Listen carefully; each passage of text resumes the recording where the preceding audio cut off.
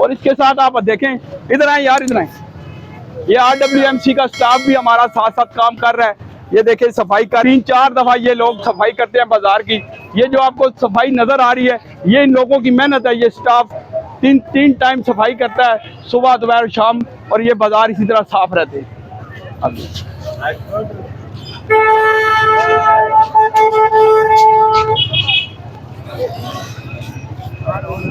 आगे जान अली,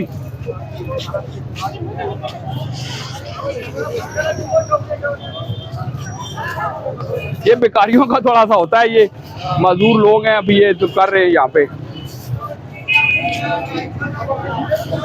अभी हम HBL चौक तक ही जाएंगे।